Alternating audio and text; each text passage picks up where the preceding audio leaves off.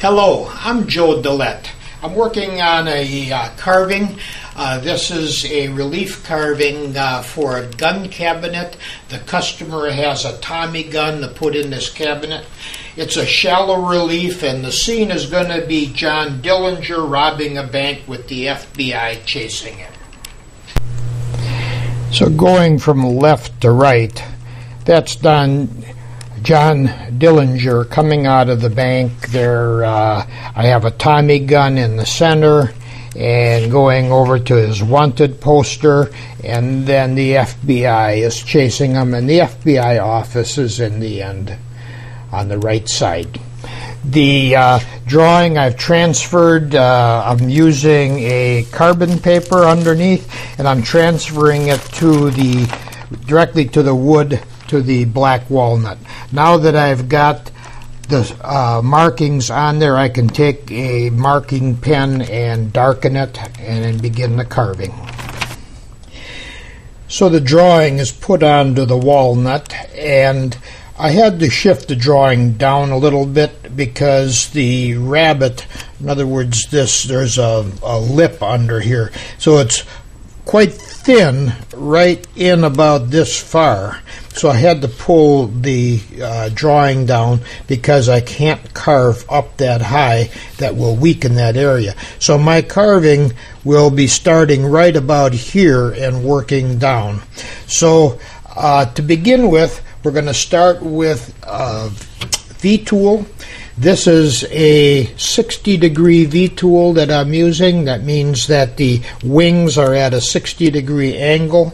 And I'm just going to take a mallet. I've got a 20-ounce mallet that I'm going to use, and that's what I'm going to start my stop cuts. The stop cuts I outline around the drawing. And when I'm coming down here, I'm going in this direction to get a smooth edge up against my drawing. Because the grain's going this way, it won't chip out into the drawing. The chipping out will be done on this side. I'm stopped here when I got down to this area because I didn't want to have this detail on top chip off. So I'm going to put a stop cut there, just a kind of a plunge cut, so my chip will end right there. That's how to keep it from chipping out. Then I move up, get through the top of that detail, and can come down here. My board is in the way. I need to come from the bottom up.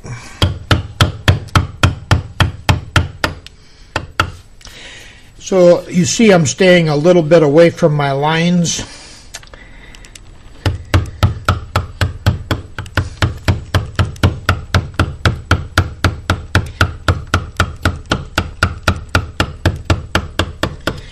So we begin by taking the stop cut and making it all the way around. This time I'm going to outline the Tommy gun.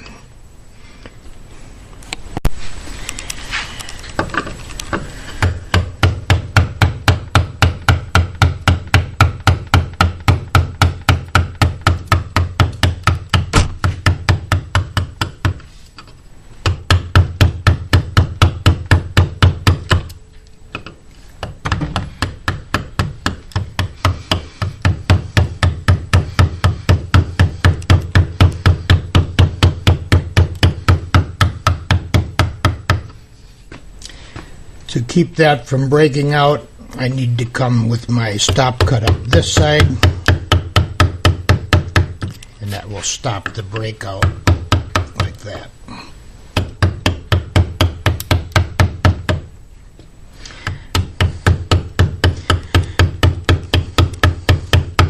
I don't need a stop cut here because the grain is going this way. It won't chip further because of the direction of the grain.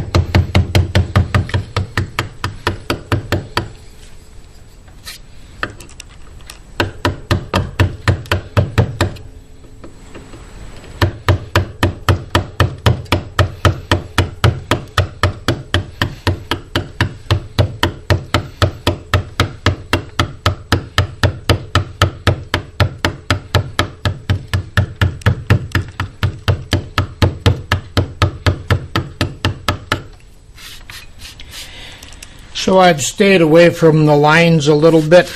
Now, after the stop cut is all the way around, the next thing is to remove the stock. And I'm mindful of this thin area, so I'm going to make sure I don't go above that area there.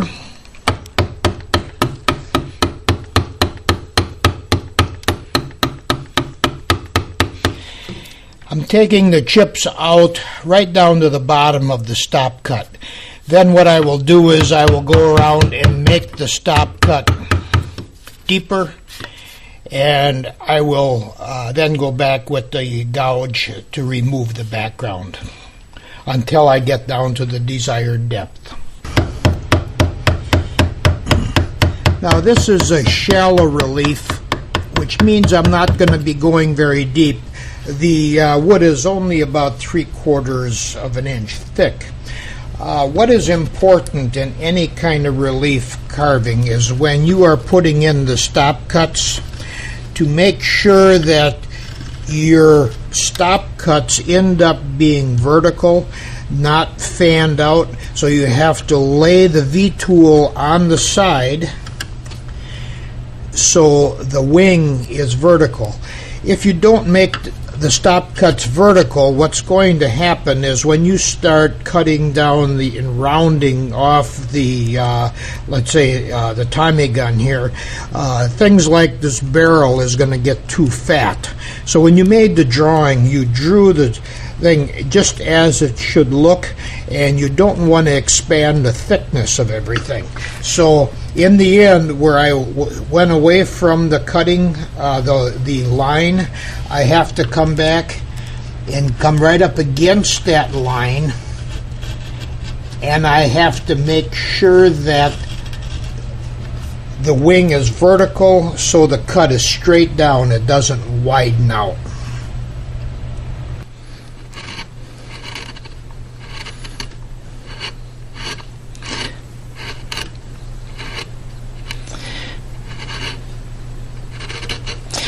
Once I get the objects outlined, get the background cut down around it, then I start contouring.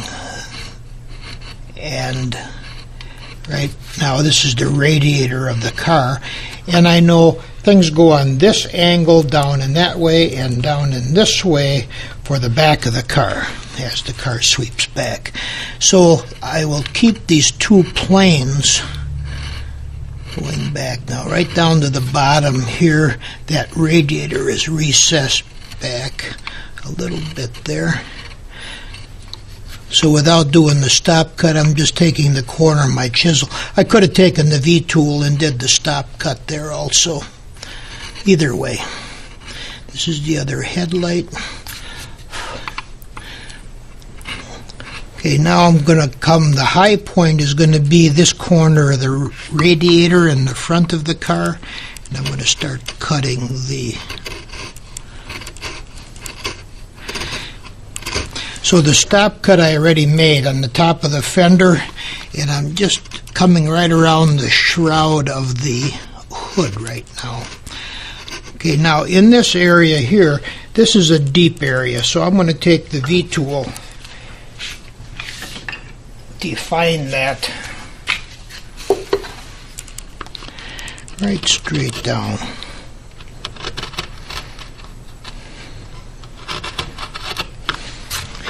And then it comes right up because the firewall of the cab right here is flat going across the front. Now there's a little ridge on the hood where it slopes to the rounded portion. That line on the radiator, the second line, I'm going to take that off right now because I have to cut it down. Then I will come back and cut that line in so I can define the radiator. And I'm going to cut right down to the bottom of my stop cuts on the shroud of the hood.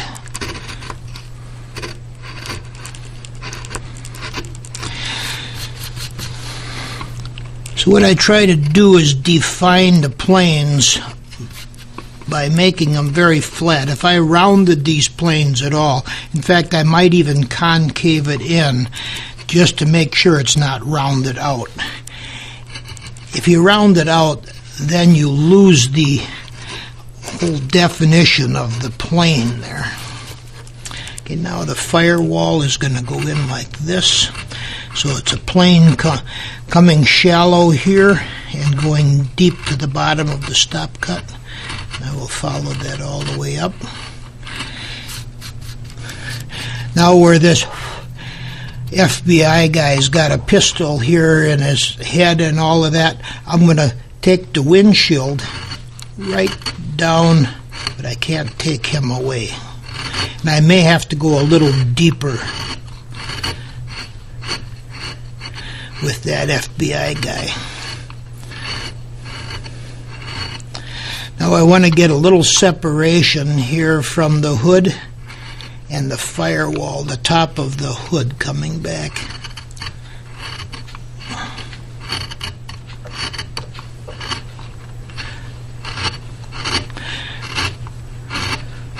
I will redraw the windshield in. And then I have the whole top of the roof coming back. And I'm going to start in the back of the roof, just because that's the way the grain is running. I'm keeping this edge here being high, and I'm just working it down, just like the flat roof on the top, except it's got a curve going this direction, sloping down towards the front, kind of like that. So I'm keeping my high points. This was a high point. The edge of the radiator was a high point coming around the top of the radiator. This edge of the cab, and it gets rolled in a little bit on the bottom. It comes down to make kind of room for the running board. This bottom is kind of rolled in here. And I'm going to take a bigger chisel, because it'll make a cleaner cut.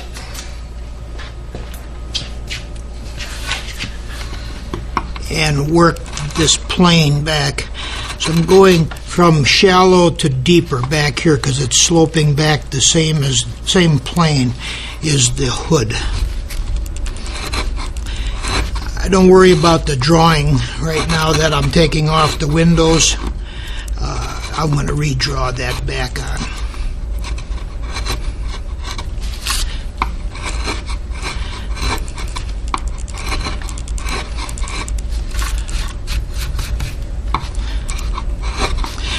See, the larger chisel worked out much better for that wide plane. Then I'm going to take the smaller number 3 chisel, and I'm going to do this fender and the running board. So coming right down to the bottom, and the running board is flat coming out like this.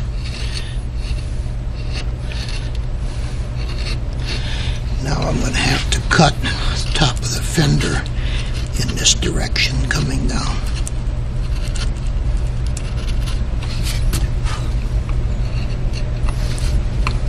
And I'm just going to roll that fender off.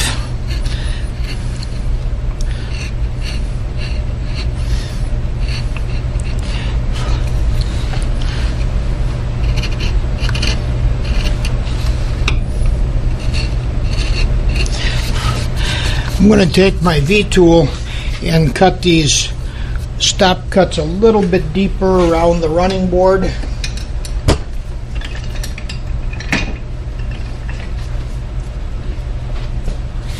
That will define it just a little bit better.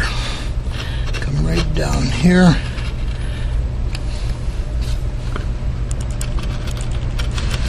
Because this body does get rolled under a little bit.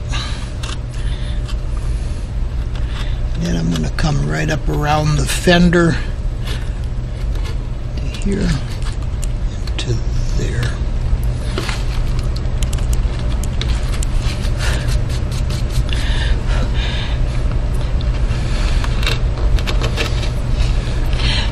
Now I'm kind of recessing that tire into the fender a little bit and then coming around the back side of the tire.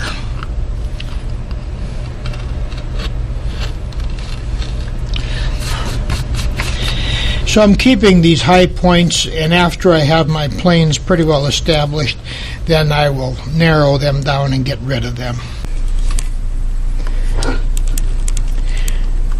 So here I'm moving the light around just to see how the planes are on the building, and I have to flatten those planes off. It's pretty critical that the planes be quite flat to get the illusion that we're after as far as the structure of the building. Now this building is not a focal point, so I just kind of want to have it in the background. This is the FBI building we're talking about.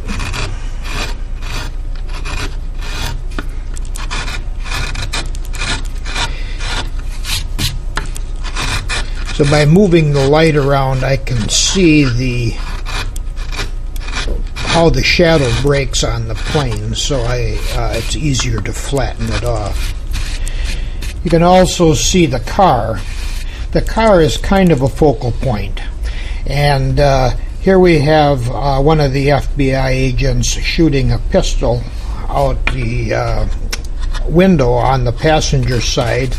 I'm going to cut in the hole here for the open window on the driver's side so we can see the driver.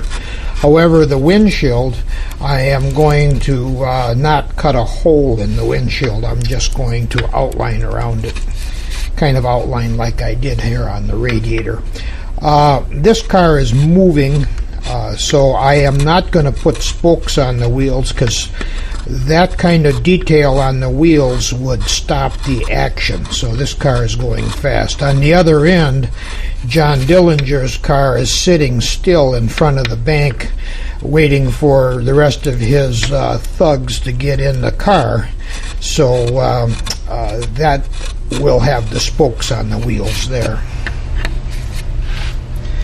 But I have to get the direction of these wheels pointed correctly down the road so it doesn't look like they're turning.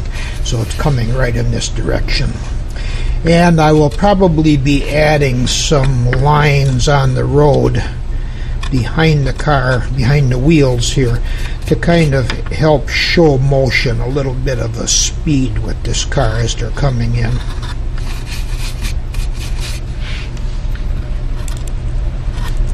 Right now I'm just looking at how the shadows are breaking here with the light in the position that it's in.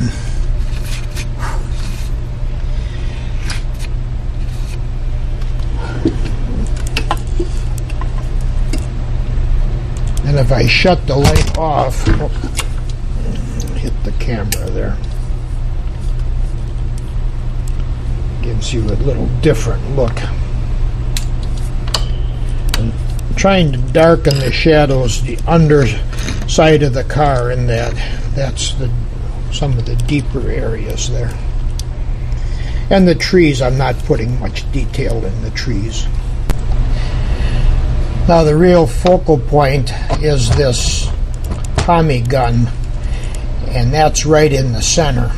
So I've got some detail here on this tree. I'm just adding the two trees, that one and this one over here, to kind of connect the scene together a little bit. This line here is the road that is going from the FBI office down to the bank. So the Tommy gun is really the focal point in this whole operation here. So about halfway through the piece of wood, it's a 3/4 inch piece of wood, and I am about 3/8 deep all around it. So I really want that Tommy gun to stand out. After I do the rest of the detail on the trees and working further on, then I'll come back and start rounding off the Tommy gun, putting in the details.